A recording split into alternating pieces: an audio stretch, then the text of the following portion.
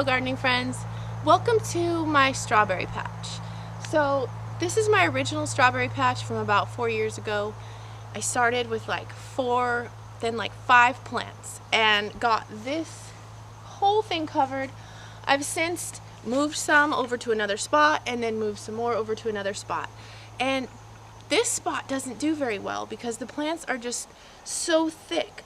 So I've already taken out a whole wheelbarrow full and cleared a space, and I think I'm going to keep kind of making just a little pattern in here, make it a cute little cottage garden looking thing, because the strawberries don't get light and so they don't do well.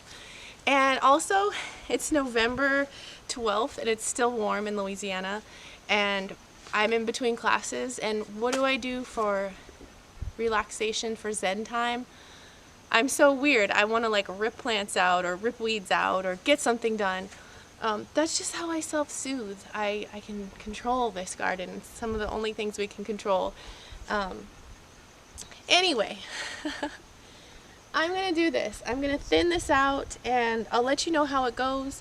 Also, this winter I'm not going to cover my strawberries. If you've seen in the past, I would cover them with a heavy mulch. But I'm going to experiment and not do that this year. I think I'm going to give it a shot, at least with a few of my patches, because I have 3 strawberry patches now. So without further ado, I'm going to work on this. I'll show you a couple clips. I won't make you watch the whole process, but I hope you enjoy, and thanks for stopping by.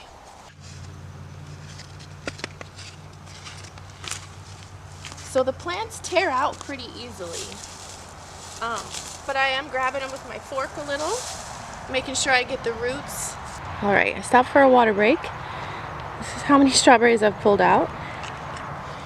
And I didn't even remember that my path was in here. That's how thick these have covered over. These are just these tiles that I had in there. And when I found them, every time I was like, oh, what's that?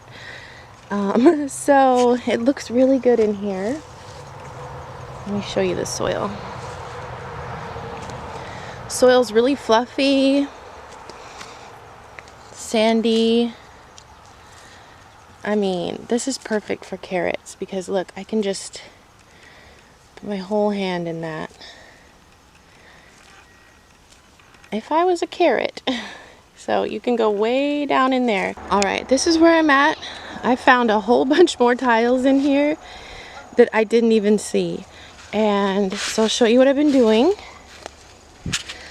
I went this way and I came in here and just kind of thinned it out. Kind of looks cool. And I've come over through here. And I'm about to show you what I've done. There's my second bucket, second wagon. So I thought about putting it in the compost, and I decided to add it to my hugelkultur mound on the border of my garden. So even if this backfires and I end up with a bunch of strawberries around the border, it'll be okay. I'll eat strawberries and I'll fight off the ones that are trying to invade the garden. I might regret this, but I can't help it. It just seems natural. So that's what I've done with that.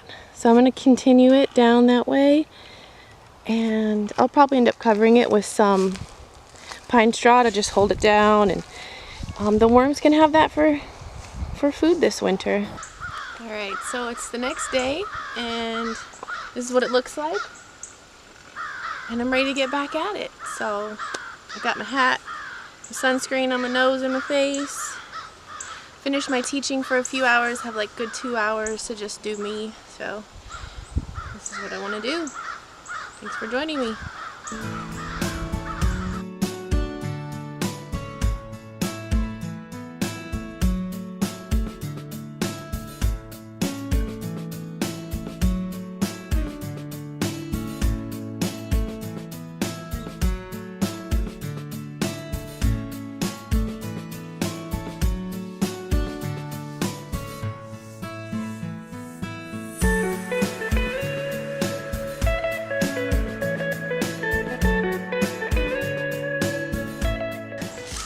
See just how invasive these strawberries are. It seems counterproductive for them because they are you know, squishing themselves out. So if I don't use my tool, I miss a lot of these roots, and they are just going to come back next year. So I like that tool to help me make sure I get the roots. But for the most part, they come out pretty easily. But I mean, it is just crazy in here. So I'm just kind of trying to thin them out. No rhyme or reason. I'm not checking which one's bigger. And I'm just giving them some sunlight. Okay, so I've got some leaves down. And the sweet gum leaves are better than the oak leaves because they crunch up. They seem like they're going to decompose faster. So I've got one more load of those to kind of finish out in here. And then I'm going to put down some path stones, and then I'm actually going to put some pine straw to kind of hold the leaves down.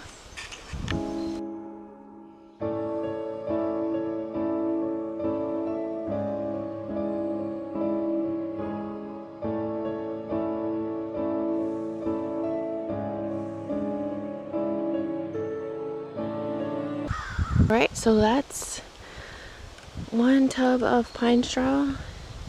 There's me up on a ladder. It's looking really good. And just a little more water. Hold down that pine straw that's holding down the leaves, that's holding the soil in, feeding the worms. I find that worms don't love pine straw, so I'm thinking if I put this layer of leaves in between, the pine straw will just hold it down. And pine straw being acidic is kind of a myth, depending on who you listen to. But from what I've read, it's not gonna acidify your garden. So I use it in places in my garden, but not all over, because I like to give the worms the stuff they like the best. But if it was acidic, strawberries like acidity. So I will probably dust these plants around the base with some wood ash if there's any left in our fireplace, and then I'll do that again in the spring because we will have some wood ash in the spring, although we'll be burning less this year because we finally have central heat. So I'm probably not going to cover these in the winter. I'm just going to leave them like this, and that'll be my experiment to see if we have less slugs from not covering them. And they have to like grow back when you cover them, and then like all the green has to come back. So that takes time, and maybe I'll get strawberries sooner if they don't have to do all that work. So I've took about 70% of the strawberries out of here, I'd say. So awesome. Thank you for watching this video. I hope you find some value in it, and I hope you're encouraged to grow strawberries. They are easy to grow. They just take some time to give you fruit, and then you gotta control them. Happy growing, everybody. Have a good day.